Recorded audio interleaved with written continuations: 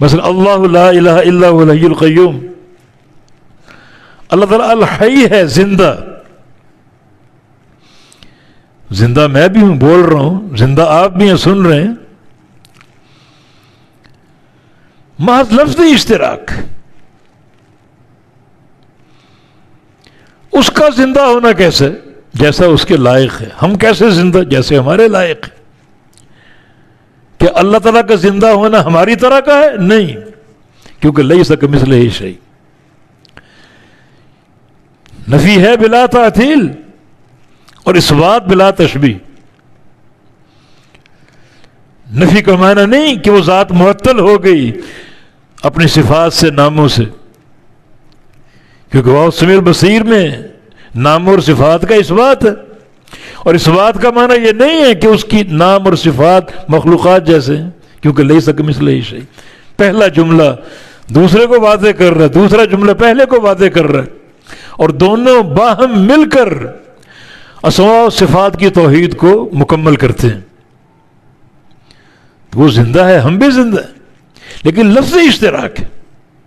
ہم زندہ کیسے ہیں؟ جیسا ہمارے لائق. یعنی پہلے ہم معدوم تھے، ہمارا نام و نشان بھی نہیں تھا،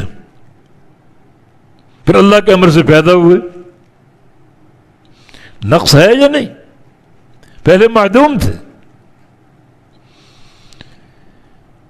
پھر ایک وقت آئے گا ہم مر جائیں گے، دنیا سے خاتمہ ہو جائے گا، دوبارہ مفقود اور معدوم ہو جائیں گے. 50 سال 60 سال ہم رہے اللہ کے امر سے، اور 50-60 سال جو زندگی کی وہ بھی ایسے تغیرات، کبھی خوشی کبھی غمی، کبھی صحت کبھی مرض،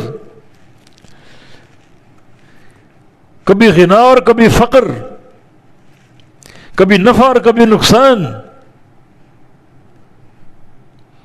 یہ تغیرات کچھ زندگی میں کمال ہے.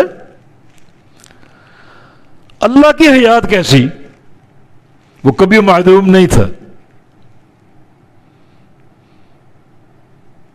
ہمیشہ سے ہے، اور کبھی فنا نہیں آئے گا اس پر، ہمیشہ رہے گا.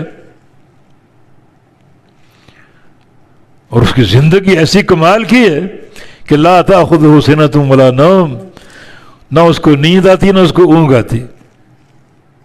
جب سے ہے اور جب پوری ازل سے ابد تک، نہ اس کی ابتدا نہ اس کی انتہا. اور اس کی حیات ان تغیرات سے پاک. کوئی تشبیہ ہے اللہ کی حیات میں اور مخلوقات کی حیات میں؟ کوئی تشبیہ نہیں. تو محض یہ حیات کا لفظ لفظی اشتراک ہے، حقیقی اشتراک نہیں.